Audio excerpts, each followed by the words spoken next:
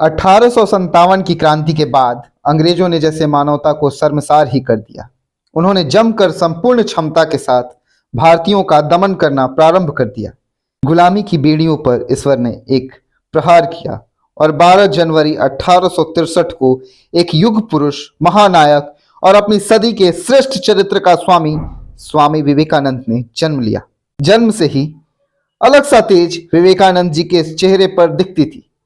गरीब परिवार में जन्म लेने और गरीबी में जीवन व्यतीत किए बालक ने अपने गुरु स्वामी रामकृष्ण परमहंस से बोला, गुरुदेव मुझे इतना धन चाहिए कि समाज की सारी गरीबी खत्म कर दूं। गुरुदेव मुस्कुराते हुए बोले, ठीक है, जाओ दक्षिणेश्वरी काली से जाकर मांग लो धन। स्वामी विवेकानंद जब मूर्ति के समक्ष गए तो उनकी समाधि लग गई एवं उनके मुंह से सिर्फ एक वाक्य निकला, मां मुझे ज्ञान और वैराग्य दो। यह प्रक्रिया उन्होंने 3 बार दोहराई और तीनों बार उनके मुंह से केवल और केवल वही वाक्य निकला कि मां मुझे ज्ञान और वैराग्य दो। तब स्वामी रामकृष्ण ने उन्हें समझाया कि उनका जन्म भौतिक सुख सुविधाओं को भोगने के लिए नहीं हुआ है, बल्कि गरीबों को ऊंचा उठाने के लिए हुआ है। उसके बाद विवेकानंद जी ने यह निश्चय किया कि वो भारतवर्ष के लिए अपना संपूर्ण जीवन समर्पित करेंगे और 20 वर्ष की आयु में निकल पड़े अमेरिका में होने वाले धर्म सभा के लिए। 11 सितंबर 1893 को धर्म सभा में उन्हें वहां अवसर मिला, और अवसर मिला भी तो महज 2 मिनट के लिए। परंतु उन्होंने हार नहीं माना और अमेरिका शहर में खड़े विवेकानंद जी ने कहा, sisters and brothers of America. यह सुनते ही सभा में उपस्थित लोगों ने 2.5 मिनट तक तालियां से जयघोष किया। उन्हें वहां लोगों ने पूरे 30 मिनट तक सुना। उस सभा में उन्होंने भारत की सभ्यता तथा संस्कृति को दर्शाया और सत्य सनातन को इस तरह प्रदर्शित किया कि अमेरिका के उस धर्म सभा में सिर्फ स्वामी विवेकानंद की जयकार होती रही।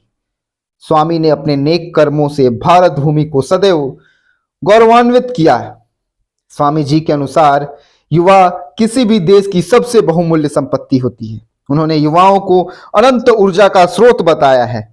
उन्होंने कहा है कि अगर युवाओं की उन्नत ऊर्जा को सही दिशा प्रदान कर दी जाए तो राष्ट्र के विकास को नए आयाम मिल सकते हैं। स्वामी जी कहा करते थे कि जिसके जीवन में ध्येय नहीं है, जिसके जीवन में कोई लक्ष्य नहीं है, उसका जीवन व्यर्थ है। लेकिन हमें एक बात का ध्यान रखना चाहिए कि हमारे लक्ष्य एवं कर्म के पीछे शुभ उद्देश्य होना चाहिए। स्वामी विवेकानंद जी ने युवा वर्ग को चरित्र निर्माण के 5 सूत्र दिए, आत्मविश्वास, आत्मनिर्भरता, आत्मज्ञान, आत्मसंयम और आत्मत्याग। उपयुक्त 5 तत्वों के अनुशीलन से व्यक्ति स्वयं के व्यक्तित्व तथा देश और समाज का पुनर्निर्माण कर सकता है। जिसने निश्चय कर लिया उसके लिए केवल करना शेष रह जाता है। स्वामी विवेकानंद ने कहा था कि जीवन में एक ही लक्ष्य साधो और दिन रात उस लक्ष्य के बारे में सोचो और फिर जुट जाओ उस लक्ष्य की प्राप्ति के लिए। हमें किसी भी परिस्थिति में अपने लक्ष्य से भटकना नहीं है।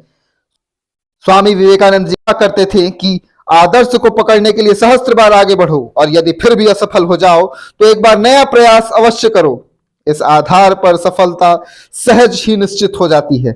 ऐसे चरित्र और ज्ञान के धनी स्वामी विवेकानंद जी राष्ट्र की उन्नति की ओर युवाओं को प्रेरित किया और युवाओं को अपने आप को राष्ट्र के प्रति समर्पित होने को कहा है।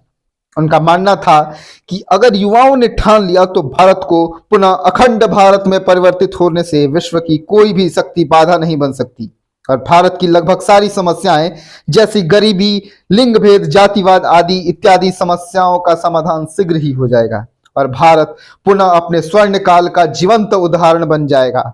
मेरे प्यारे देश के युवाओं, विश्व पटल पर अपना नाम और अपने देश का नाम अंकित करने का अवसर आ गया है। उठो, जागो और तब तक संघर्ष करो जब तक कि तुम्हें लक्ष्य प्राप्ति ना हो जाए।